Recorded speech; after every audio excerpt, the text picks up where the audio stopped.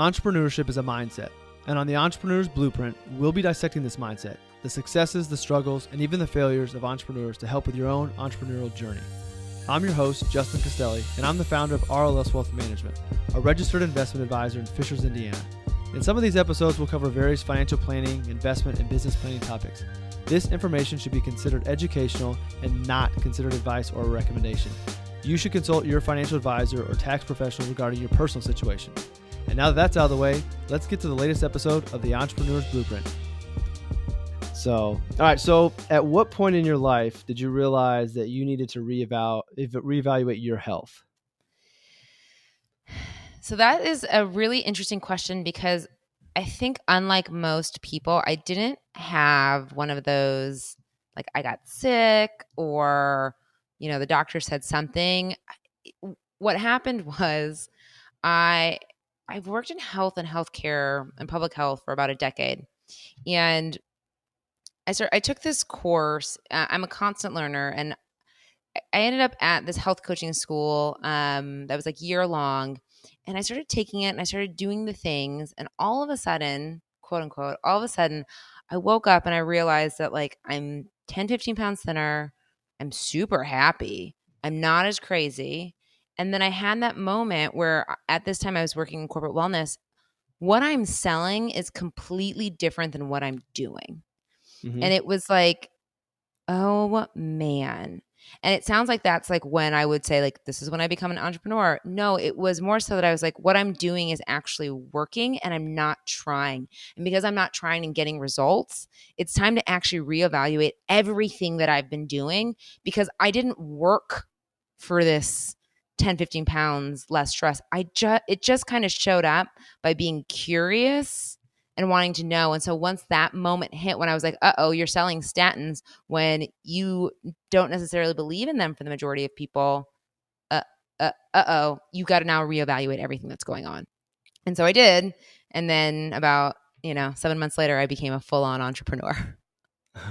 Which is perfect for this podcast. And so you can come to us from the angle of being the health expert, but also being an entrepreneur and understanding what it's like to be an entrepreneur, because I think being an entrepreneur, we live different lives because we can always be going. Like there's always something to be doing for the business.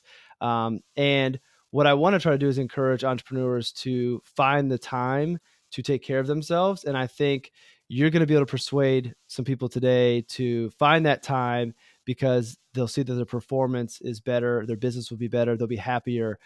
So that's why I'm real glad that you decided to come on and educate everybody. And myself, I'm ready to take notes because I love this stuff and I don't know near as much as I think I do. So for the entrepreneurs out there that don't find the time to take care of themselves, and we'll dive into what exactly that might mean, what are they missing out of?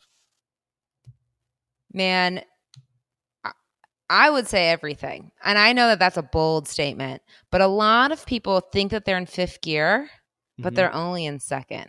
And you can't know that there's a better way or that you can be in a different gear until you're in it. Like I remember thinking to myself, like, man, I have a lot of energy. I work a lot of hours. Like at this time I was in DC and Boston. I was like, I can grind with the best of them.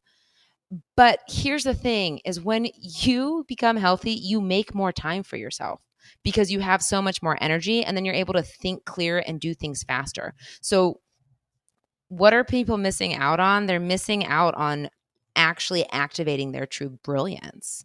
And that's why I'm so evangelical about this because I look at the people that we look up to, and I don't know if you're in the same boat, but I look at the Ed Milletts, I look at the Andy Frisellas, I look at these people, and the people at the top of their game are healthy. Mark Zuckerberg may be thin, Bill Gates may be thin, but there's no doubt that they're healthy.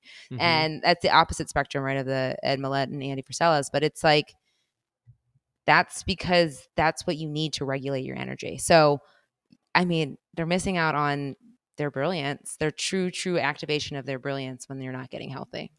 So this was not on the agenda I sent over, but it just popped in my head. So sorry to throw you off already. But what about this whole, like I look at like Gary Vaynerchuk. I don't know if you follow him at all. I'm a big Gary V fan. love and hate them at the same time. But there's also this stigma that entrepreneurs have to be grinding all the time, and we sacrifice sleep because you can't make money, or you can't work while you're sleeping. And I know sleep's going to be something we talk about. I've done my research on that. But what do you think about that stigma about entrepreneurs needing to be always grinding, hustling, and sacrificing our health? Like, how do we combat that stigma, since some of the most well-known people are kind of projecting that? So look at Gary Vee 10 years ago and look at Gary Vee now. He looks like a totally different person. Mm-hmm. He is way fitter than he was True. when he started out on this journey. So I bet you anything he would tell you his health matters. As Mm-hmm. far as the sleep component of it, I'm so sick of people being like, I'm busy, I'm busy, I'm busy. I'm like, be bold. Like, be doing something. Don't be Mm-hmm. busy. And I have a client who he's a CEO of a financial firm in Toledo, a financial services firm. He started out at 4 hours. He slept 4 hours when he started. He for 20 years. He's now at 6.5. And he'll tell you, I mean, I have it on my LinkedIn, like his business didn't suffer. He's rolling more. So he does jujitsu. So he's rolling with like people half of his age. He's having more fun. He's sleeping more. He's eating better and he has more energy. And guess what? His business didn't suffer. So I think that these people project this image of grind, grind, grind.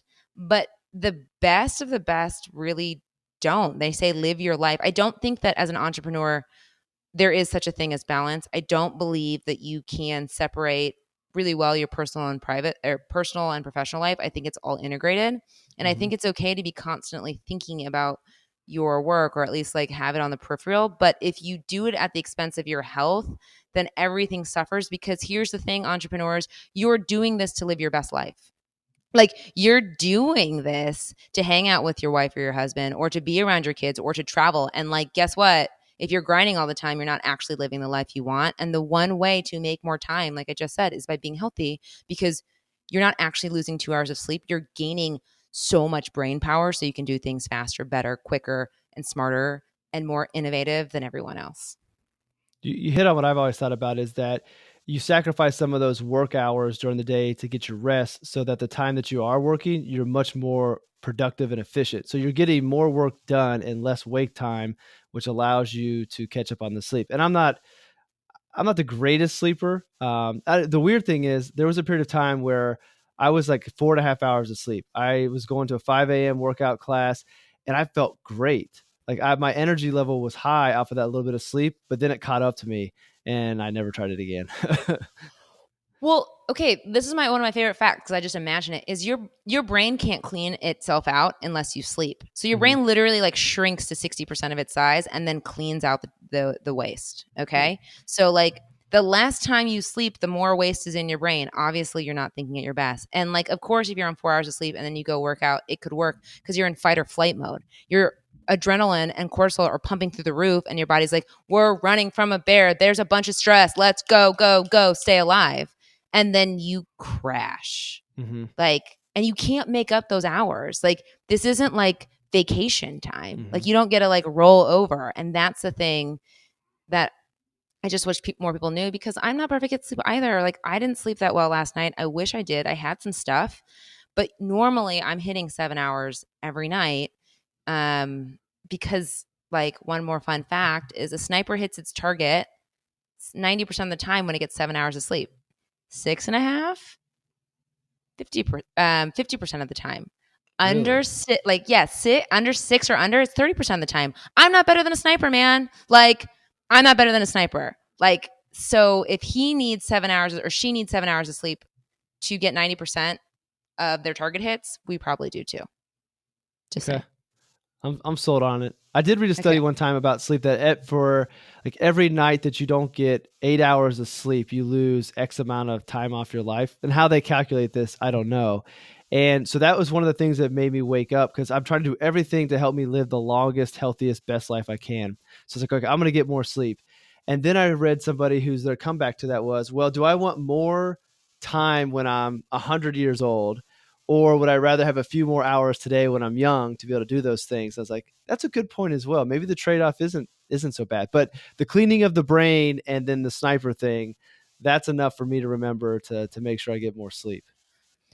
Yeah, and I think that it's like just get more sleep. Like for me, I roll really well in 7 hours. Some people roll really well in 8. So it's like you have to do the data. Like there's general guidelines, but you're still an N of 1. So like Mm-hmm. do your work and don't rely on some expert like to tell you what's best for you, because your body will always tell you. So you're real big on healthy living, and I think there's the definition. I'm probably older than you, of growing up healthy, like what healthy means. And I think that old definition, as time has gone on, has been corrected. Can you kind of compare what we would determine maybe the old definition of healthy or the traditional definition of healthy versus what your definition of healthy would be? Sure. Well, how do you define how would you define the old definition of healthy? So to me, the old definition of healthy would just be like, I felt like it was all about diet. It was just really eating healthy foods, not eating bad foods. Obviously, there's the appearance of overweight versus not being overweight. And I felt like that was health. And I think I'll go to the other part of my question before I let you go.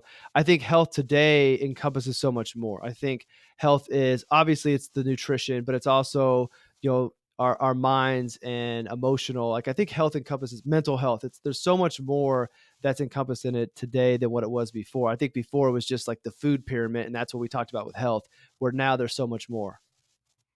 Yeah, I'm with you. I think that the old mentality of health was like diet, diet, diet, count calories, count calories, count calories. And Mm-hmm. first off, that doesn't work. So like don't do it. So I think that we had this old idea that if you could outrun a burger, if you just worked out and counted your calories, that was health and that's what healthy living was. But like as we talked about with your sleep, right?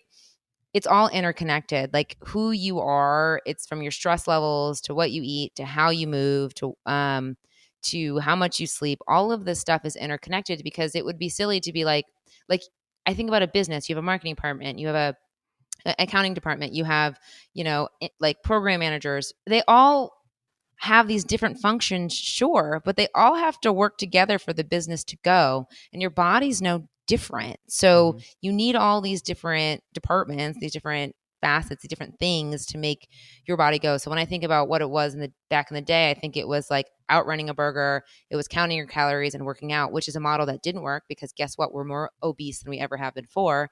And it's more so moving into like, let's eat real food, like that doesn't mean don't eat quick food. It means eat real food. Mm-hmm. Um, really look at what your sleep, really look at your stress levels, really look at mental health, because it is all interconnected, and we would be silly to think otherwise. So calories in, calories out doesn't work. What's the better approach? What do you coach? Yeah. So the calories in, calories out, like the reason it doesn't work is because calories in, calories out are dependent on one another.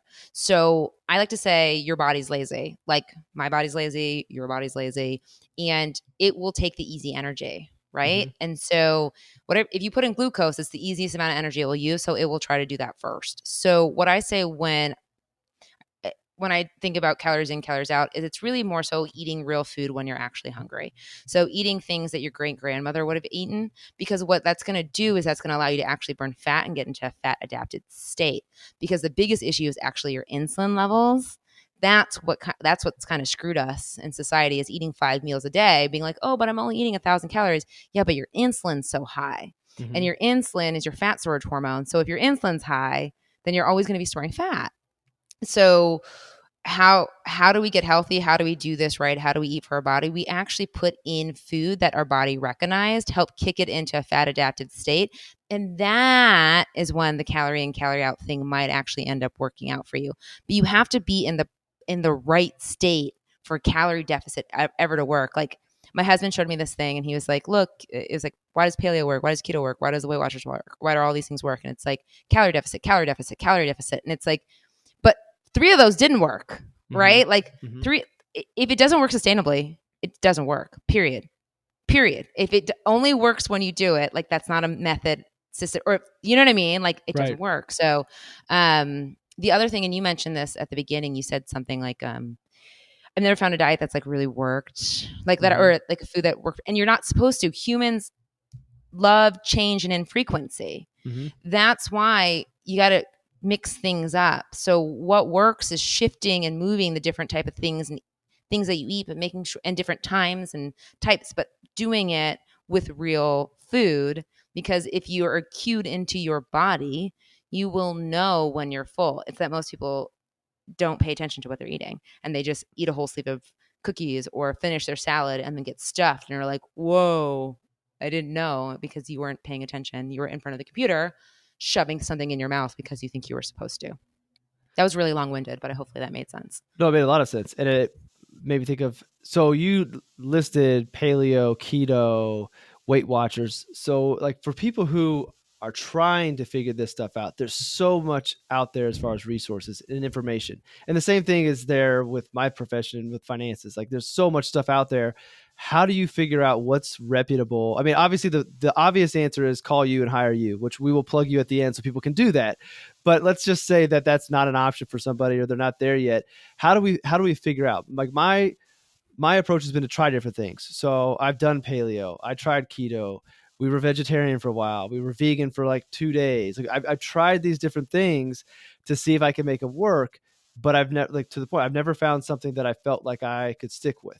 And I understand the comment that we're not supposed to stick with one thing, and it shouldn't be dieting. I realize that we say, when the public says diet, you probably are thinking more lifestyle. Like it's not a diet, something you just do. It's you change your life to encompass all these things.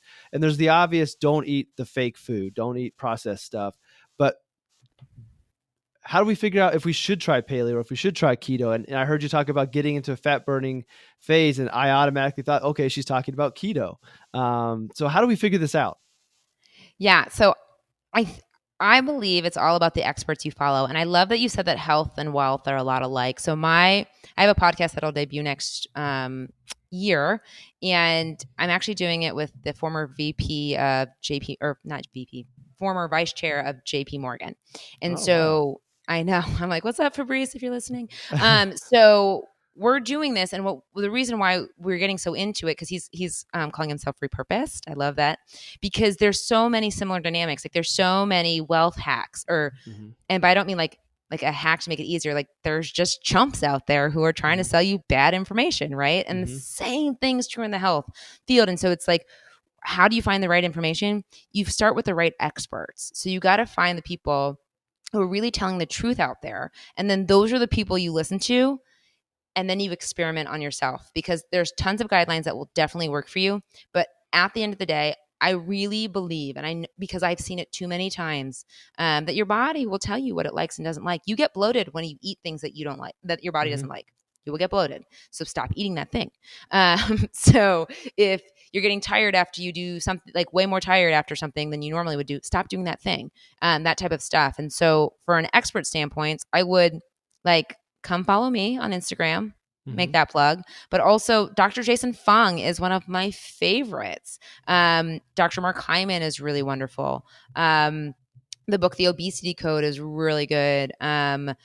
Maria Merlot is a really nice person to follow and to understand and take in information. So I always say, when it comes to health, the reason you're not, like, barring like eating disorders and the few percentage of the people who have genetic disorders, it's really expert and mindset choice. So find the expert and then work on your mindset, because if the question is where to start, I can guarantee, if I said to you, Justin, what is one thing you could do to get yourself healthier today? Like, you would have an answer. Do you Mm-hmm. have an answer? That's a sleep. Okay. Mine's drink more water. I take my back. Mine's more water. Yeah, for Okay. sure. Well, but it's like, but here's the thing: is my answer is going to be different than yours, and then it's going to be different than one of the Mm-hmm. listeners. And so whatever it is, start there. So if it's like, man, I should just eat more vegetables. Okay, eat more vegetables at lunch.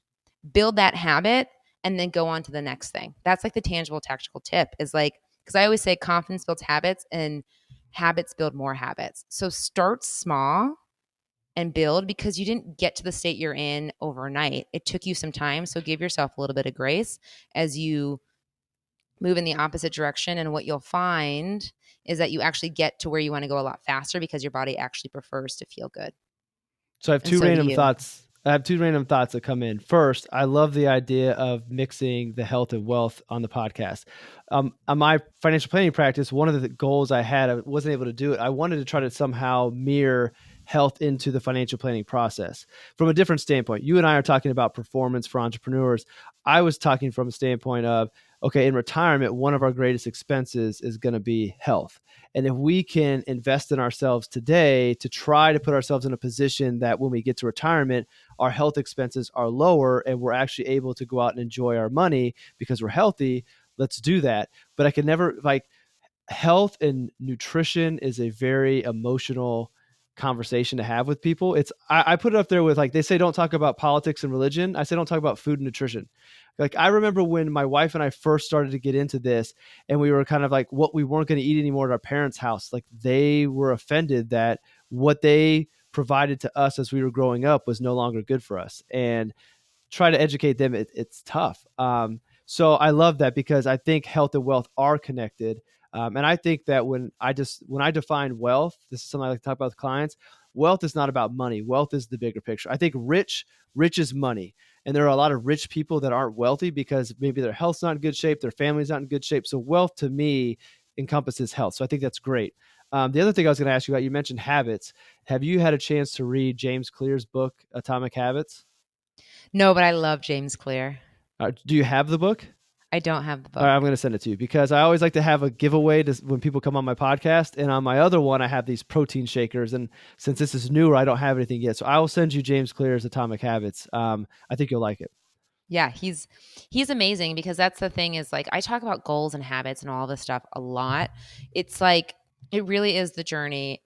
And when you arrive, it's not like health stops. Same with wealth. It's not like you make money, or like you rather being rich. Like, it's not like you make money and you're like, great, I never need to make it again. Like, Mm-hmm. no, like you have to continue. You're just on a different level now. And I mean, I agree with everything you're saying. I think wealth has been redefined just the way that health has been redefined. Exactly. Okay, so I think we might be pulling people along as to why, as an entrepreneur, they need to be eating healthy and getting sleepy. You talk about three pillars, and you've mentioned a couple of them already. Actually, you may have hit all of them. What are your three pillars, and why are they so important? Oh, what are my three? What do you think what do you think I my know three what they are. I pillars are? watched the video before I hopped on here to make sure I knew what they were. I'm like, oh man. Oh, well, I feel like I say a lot of things. So, Well, I'll give it to you. So the three pillars that I heard you talk about were mindfulness, mindset, and food. okay, great, perfect. Yes, mindfulness, mindset, and food. I couldn't agree more with myself. So yeah, so the first piece is, so I always like to think of it like food, for like Morlaix, is like food, brain, gut. And so I know that doesn't seem like it would make sense, but let me do it. I'm like, let me walk through it. So with your food component of it is like, when we're starting to get healthy, food is the quickest way, because diet and disease is 80% food, 20% movement. It's 80% food, 20% movement. And because there's 6 systems in your body that burn energy, and one of them is working out. Guess what the other 5 are? They're food related. So you want to really be focusing most of your efforts on what you eat, because that will ward off disease. It will help you lose weight. It will do all those things. And then when you start to feel better, you do better, right? And that's when I like to like kick in the brain component of it. So from the brain component of it is like when we're talking about your brain shrinking and cleaning out, and the mindfulness component of it really is, how do we reduce your stress? And the stress really, like, a lot of us, we manufacture stress. That's why it's brain. You manufacture your own stress. You replay stories over and over and over again, and you think that it's not stressing you out because it already happened. But if you're reliving that story, you're re-putting out all that cortisol. You're pumping it out. It's like, it's a thing, and it's not good. So they're teaching you how to sleep and meditate and essentially just chill the F out. Like, just chill out, man. Teaching people how to do that. And then we get into the gut component, which is then directly tied to the food and the brain, because the brain and gut are connected by an axis. And so the same 20, 30 neurons that sit in the brain also sit in the gut. And so making sure that we clean that up. So we do all of that with the umbrella of mindset, because of what you said. It's so emotional. Mm-hmm. And it's like, I say that I have a dog and I love my dog, for the record, but at the end of the day, my dog is a dog. That's Mm-hmm. it. It's neutral. Like, Ooh, you just yes, made a lot of people mad. I know. But and like, and I love Max is the best. He's all over my Instagram. But like, a dog is a dog. And guess what? Food is just food. We have decided whether something is, it's not even whether something is good or bad. We have decided if we are good or bad based on the food that we eat.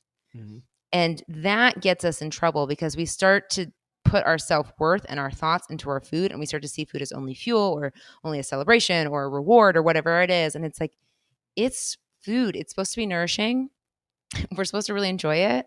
But like, we have this really weird battle between food, and we have to work through it in order to get where we want to go. Because listen, people, like, the way you do one thing is the way you do everything. So if you're overcommitting, I guarantee your plate looks like that, right? If like you're moving too fast, I bet you scarf your lunch down and then your digestion's off. And then you're like, why can't I poop? And I'm like, oh, because you didn't actually eat when you were like in a clear state to eat. And as silly as it all sounds, this is the truth of it. So I think that when it comes to food, if all we really needed to do was to tell you to eat real food, if that's it, we'd all be a size 2 or a size 32, all of us. But it's not that. Like it's so much more. And so we have to understand the stories that keep replaying. Like my clients all the time, they'll be like, what did you just do with that journal question? Why am I journaling? And then they'll be like, oh my God, are you serious? I've been harboring onto that for 15 years. And it's like, yep, you have. And you just got to deal with it, because once the story comes to the forefront, you can rewire it or get rid of it. So yeah, I feel like I go on tangents sometimes, so I'm trying to rein myself in. If it wasn't a good tangent, I would have interrupted you. So no, I think that's all good stuff. Where does so food's part of it, and you've said earlier, and I'm a big believer in this. I did a rant a couple weeks ago about like nutrition and taking care of yourselves, and my rant was more about finding time to exercise, because I love to work out and I love to find time to do it. And that I said you can't outwork a bad diet. So no matter how hard you work out, if you're eating like crap, you're still not going to be healthy. Where does like the exercise and fitness come into play? How important is that? I think it's very important, but how important is it really? So my partner Fabrice would argue with me on that. So on this, so I'm going to tell you that I do think it's important. Okay. So I think movement is really important, and I think that is different potentially than exercise. Okay. So I think that weightlifting is really important. I think lifting is important because that's how we were supposed to move as people. And like, you got to carry, like you have said, you have 3 boys, like you got to carry kids, you got to move things around, like you got to push things, like go back to what you were ancestrally. You had to move and you had to sprint and you had to do these different type of things. So those like functional movements to me are so important. But working out doesn't have to happen nearly like that type of exercise doesn't have to happen nearly as often as we think it does. I think you need to move every single day, but the exercise component of it, when I really think about it, it's for my mind more than it is for anything else. And yeah, I want my body, like from a lifting standpoint, I do want my body to look a certain way, and that's how you change your composition. But what I often see is people like run or do like 60-minute HIIT workouts. And I'm like, here's the thing. If you love running, all right, okay. Like, I don't get it. But if you really love it and it's a meditative state for you, you're not going to hear an argument from me. If you're running to outrun your diet, that's stupid. Like straight up, that's dumb, because it's you're putting more pain on your joints and you're putting more inflammation on your body that will actually end up hurting you in the long run. And what is it? It's like 3 times your body weight on like your knees every single time you run. That's why sprinting works, but marathon, like, who do you want to look like, a marathon runner or sprinter? You tell me. I want to look like a sprinter. So that was a long-winded way of saying movement, I believe, is really important. I think that lifting is the best thing you can do for your body. I get really worried when I see people who are really stressed out working out, because if you think about it, your workout is actually a stressor, and your body's designed to handle stress, which is why sprinting and lifting and all that stuff is great, because it can handle a small amount of stress. But when you are stressed out and then you go work out, so many people don't lose weight because you're just compounding your stress. You're actually putting your body in even stronger stress response, which is not going to get you where you want to go.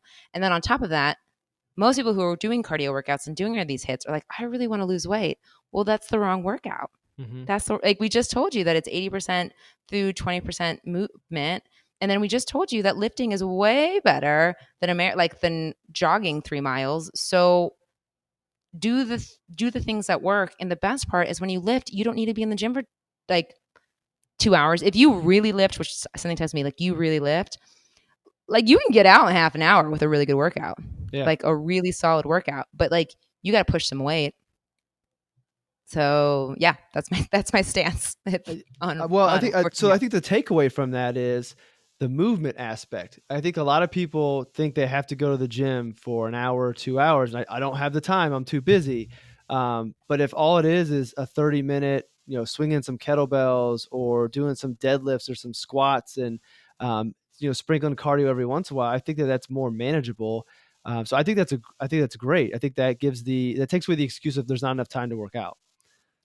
Well, and you can do it during like how many meetings do you get on that like you don't even need to be on, right? You're just kind of like on your phone. Just if you live in Indy and you're by the Monon, go walk on. Like I have a client, she walks on the Monon during half of her meetings. Mm-hmm. Just go walk on the Monon. Or even Or better, if you're having like client facing meetings, schedule the client facing meeting at the gym. Like I've done it. I've done a handful of those. Like, I CrossFit. So I'll meet some clients at the gym, or I have clients at the gym and we'll hit a workout together. And then the bulk of our meeting is working out. You sprinkle in some small talk, you finish up for 10 to 15 minutes, and it's a quality meeting doing something, and you squeeze your workout in. well, and that's the thing is we love community. Like Mm-hmm. we don't have it. I really think that that's where, like, when you want to talk about health being holistic, most of us entrepreneurs, we need a community. We sit in our freaking boxes all day and we don't go and touch and talk with other people. Mm-hmm. You have to. Like when you look at the blue zones, which are the places where people live the longest, why do they live the longest? They move their body, they eat well, and guess what? They have community and purpose. Like entrepreneurs, they have purpose. But where are the other three things? Like, Mm-hmm. what's going on, man? And there's actually even a couple more, but I can tell you right now, the other couple more, they're not doing either. But that's a different podcast. That's a different podcast. All right. Well, I'll look for that on your podcast next year. I'm sure you'll cover that. So everybody likes a quick tip, and obviously the answer and solutions to everybody's issues are personal. Like it's personalized, which is why you are so valuable to your clients. But what are some freebies, some little tricks or tips that you could give some people to like start down that process of, if you did something like this, you should see a quick benefit and then hopefully that benefit ties into continue down that path. Yeah. So one of my favorite tips and tricks is if you eat breakfast, eat a higher protein, higher fat breakfast. Okay. So what I'm really trying to tell you is don't eat carbs until noon. Okay. So really skip processed carbs and even like toast and oatmeals, all the things like quinoa, but whatever. Throw it out. Throw out processed carbs and carbs before noon, and you will see your energy exponentially increase, because that's what the 3 p.m. dip is about, is because you ate sugar too early in the day. So that's one. The other piece is drink water. Like we just don't drink enough water in society. Mm-hmm. Like I have, I'm happy to share the link with you, like a 5-day energy boost. And these are all in there. So it's like, start with water. Don't eat carbs until noon. Walk. If you have never walked before, walk 10 minutes. Like that's it. Just commit to yourself. I think James Clear does this. Just put on your shoes. Mm-hmm. Put on your shoes at first. Yep. Okay. Then you're in the habit of putting on your shoes. All right. Then go outside. So I think what happens is we really overcomplicate health. And it's like, if you were to ask yourself, the best thing though that you could do for yourself, if someone came up to you and they said, what is one thing you could do for your health to improve it? Whatever that first thing that comes through your mind, the very first. So yours actually is sleep, because that was the first thing that came in, is like whatever the very first thing is, work on that. And then when you get that, then you'll have a little bit more clarity to work on your next thing. So whether it's like not having carbs till noon or not having carbs till 3, if you want to be losing weight and increasing energy, if it's drinking more water, that's what I would really do. And then I would find experts. So you don't have to pay them, right? Thanks to social media, you can just hop online, follow Dr. Fung, follow me, follow Dr. Mark Hyman, follow Maria Marlowe, and get their tips and hear from them how they live healthy. Because guess what, entrepreneurs, they're entrepreneurs too. So they're really freaking busy, and they manage to stay healthy, even though some of their schedules, I don't actually understand how they do it. Like, you mentioned not eating. This is the last random question, and then I do want to hear a little bit more of your entrepreneur story. You gave us a little bit early on, but I want to finish that since this is the entrepreneur's blueprint. But you mentioned not eating carbs until noon, which made me think about intermittent fasting. What's your real quick spin on intermittent fasting?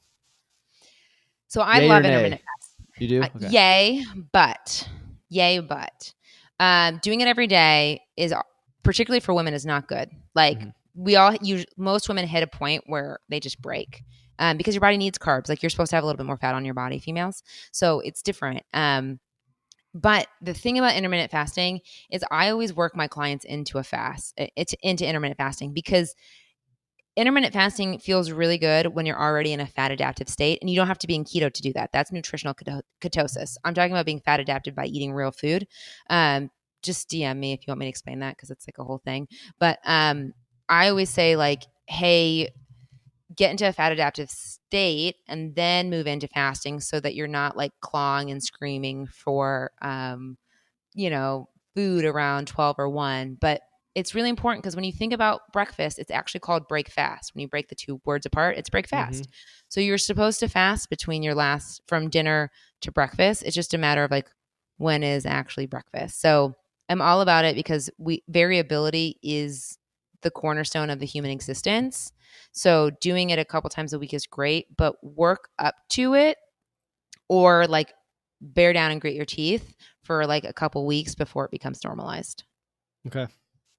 I've tried that as well. And it was good for a while. And then so my issue and why I stopped, the fasting part was fine, but I wasn't eating enough today. So I would quit eating before 8, and I wouldn't eat before 11 or 12. Like, I gave myself a little bit of flexibility, but what would happen is I'd have a meeting at like 11, and then I would get done. So I wouldn't eat until like 3, and I would not get near as much food as I needed throughout the day. So I had to scrap it because I wasn't disciplined enough. So that's a personal problem.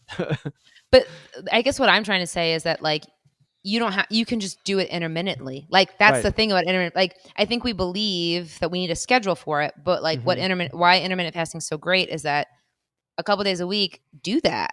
And then Hmm. the other couple days, put in all the calories. Like, that's how you're, like, for women, that's how we get abs. That's the quickest way to abs, is by like just doing that every now and again versus committing to a 5-day schedule. And like, also, real talk, I don't know if you had this, but like, when you do keto or like intermittent fasting every day, your breath smells terrible. So like, the ketosis breath is like real. So like, you also Hmm. want to break it up because of that, because like, nobody wants to be around that. Right.